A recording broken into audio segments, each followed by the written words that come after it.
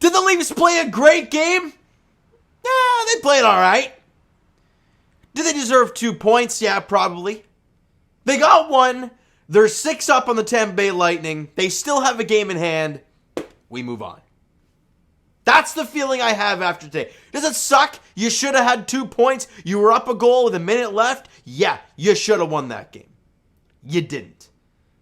And that's a damn near desperate team in Florida. Shout out Alex Lyon, man. As a pure hockey fan, that guy literally just got thrown right in the fire with his team's playoff hopes hanging by strings. And he went out there tonight, allowed 2 goals on 40 shots, and the Leafs put some really good attempts on him. How many times did they get one-timers right in the slot and he turned them aside? The Matthews one went 5-hole on him, but I thought he played a great game. Marner had the breakaway, right? Rings it off the post, unfortunately. Now they get a little lucky with, well, I wouldn't say a little lucky because it happened, but Matthews goes offside by about yay much.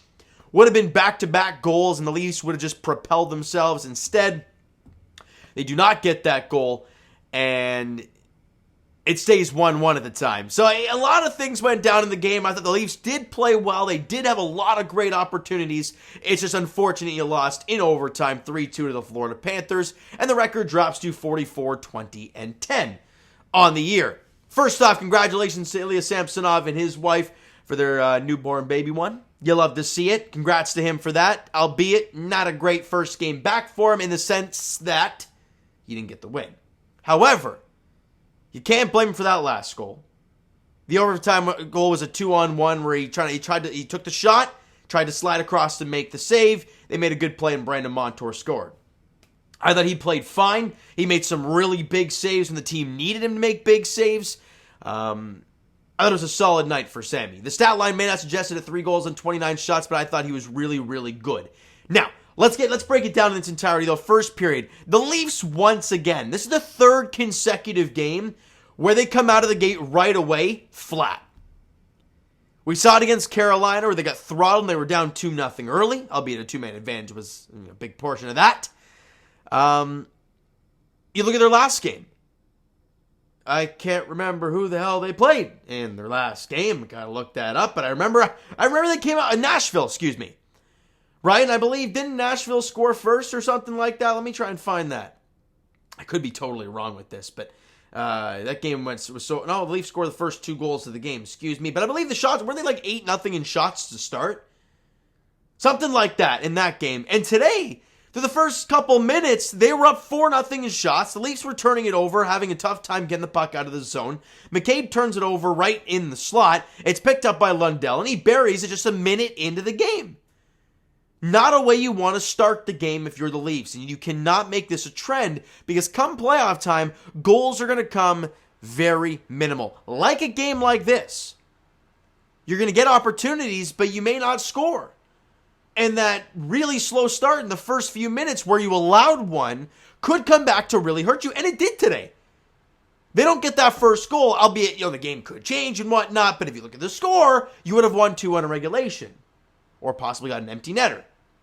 You don't, though. Or it might have even been 2-0. You might have even won the game straight up. Then the shots on goal were 14-7 in favor of the Leafs in the first period. So you look at that and you're like, whoa, the Leafs actually played a really good period. Well, for the first 5, they didn't. But yeah, the last 15 minutes of the period, they played great. Problem was they were down 1-0. And Alex Lyon had a really good first period. You go into the intermission, down a goal. Second period, 3 minutes in, a point shot from TJ Brody is tipped in by Zach Aston-Reese, who's been really good lately. And Wayne Simmons grabs the secondary assist in the goal. Congrats to him for that. 3:13 to the second period. And the Leafs have tied the game at 1. Great.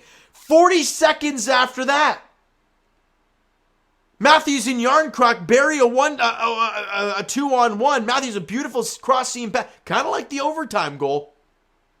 And Yarncroc beats Alex Lyon, and just like that, 44 seconds after, I believe it was, the Leafs got a 2-1 lead. The fans are booming. Yarncroc and Matthews are yelling in each other's face. They're pumped.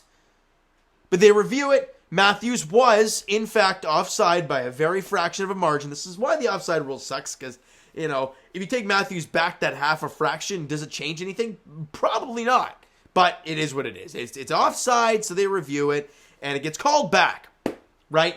And the Leafs don't score the rest of the period then, right? They get opportunities. They outshoot them 14-11. But as that goal is getting reviewed, Paul Maurice is tomato red, yelling at his team, trying to get them fired up because their playoff lives are looming right. I think they lost 3 or 4 straight going into today. Meanwhile, Pittsburgh can't win, so they're not taking care of anything. They turn it around at some point, right? They don't score in the period, but they had 11 shots. Leafs outshoot them, though, 14-11. And you go into the third period, it's a 1-1 game. 6 minutes in, Calle Jarnkrok passes it out from behind the net to Austin Matthews in the top of the circle, and he wires it past Alex Lyon, 5-hole. Finally, one of those beats him. And the Leafs have a 2-1 lead. Matthews from Jarnkrok and Marner. I believe it said, on the score up, it said just Marner, but I'm pretty confident, at least when I wrote it down, it said just Marner. I'm pretty confident Jarnkrok had an assist on that goal. Let me just make sure of that. No, it says just Marner on here. I feel like that's going to change. Whatever. You guys know what I think. You know what the score app says. It is what it is. And that goal is at 6:40, the third period. Leafs got the lead. You're feeling real good. And let me backtrack here. This has happened quite often recently for the Leafs where they've gone long stretches where the opposing team does not get a shot on net. You go late in that first period into the second period when the Leafs score a goal and tie the game, right? There's at one point a 10-minute span where they don't have a shot on goal. Remember that Carolina game where they didn't allow a shot on goal for like 16 minutes? That continued tonight. And you're thinking in the third period everything's going to go great. Well, then the penalties start to occur.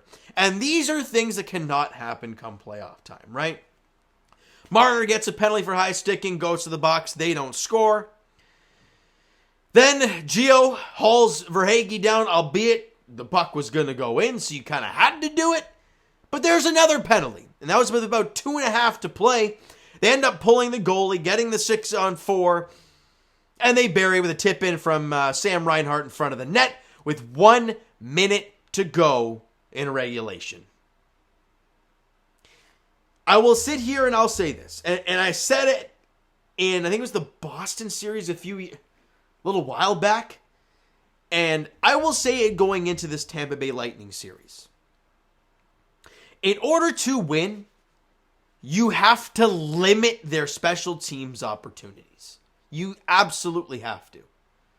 This team, penalty kill isn't great. It was 14th in the league going into today. They allowed the 6-on-4. They were 1 for 4 on the power play, so not great for the Leafs. And you were 0 for 4 today on power plays.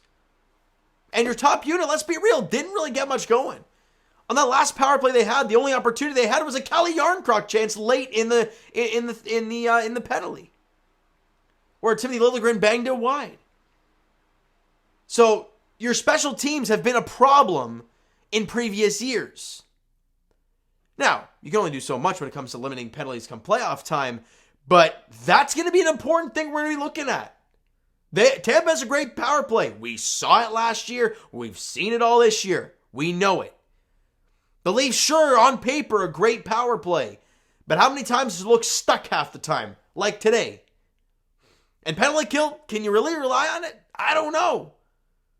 That's a big factor moving forward. Then in the overtime, man, Matthews gets robbed by Alex Lyon. He goes to the bench. He's saying some words. He's bent over like, how in the hell did I not score that? Not long after that, Brendan Montour scores in the 2-on-1 to win it in overtime 3-2. Shots on goal in the third period were 10-10. In overtime, it was 1-1. Shots on goal for the game were 40-29 in favor of the Leafs. And I think they had the better opportunities as well. But that all doesn't matter because we lost 3-2 in overtime. Now, as I mentioned right off the top, you got a point, you move on. At this point in the year, the Leafs have clinched their playoff spot. Great. Next thing, clinch home ice. Once you do that, I don't care. You could lose every game the rest of the way. It doesn't matter to me. Because in years past, the Leafs have gone into the playoffs winning 3 in a row. Oh, they're feeling great. Yeah, you lose. Doesn't matter. Come playoff time, it's a different beast. I don't care. I just want us to lock up home ice. And in order to do that, you got to pick up points. You would have loved to have 2. You should have had 2 today. You got 1. You move on to the next one. It is what it is. And the next game for the Leafs is in Ottawa on Saturday at 7 o'clock. Looking for a much better performance than we saw last time against the Sens in Ottawa. Albeit, I don't know who's going to play net. Is it going to be Murray? Is it going to be Samsonov? I mean, you have like flipping 3 days off, isn't it? Like today is Wednesday, so you have Thursday, Friday, and then you play Saturday. So who knows who they'll put in net. If they go Murray, it'll be interesting. Because Samsonov gets this home start, Murray gets the road start. Are they actually going to feel that home-road split type deal? I don't know. We'll see how that all plays out. But you know what, guys? That is going to do it for this one. If you enjoyed the video and enjoyed the first 2.5 periods, smack the like button. Do appreciate it. Hit the subscribe button. Yes, not already. Comment down below your thoughts on the video, thoughts on the game. Would you like, would you not like from today's game for the Toronto Maple Leafs? The Twitter and Instagram links are down below, so follow up there if you guys have not done so already. The Discord and TikTok links are down below. All right, so follow up there if you guys have not done so already, guys. And I will talk to you guys, Jay's Edition, tomorrow. The season opener in St. Louis, Mikolas Manoah. 4:10 first pitch there at Busch Stadium in St. Louis. Can't wait for that one to get going. As for the Raptors, they're back in action on Friday as they are in Philly taking on the 76ers. And as for the Leafs, as we talked about, they're back in action on Saturday as they are in Ottawa taking on the Sens. 7 p.m. puck drop there. Thank you guys so much for listening and watching. I hope you enjoyed the video. And the 1 point, that's about all I got. We'll talk to you guys then.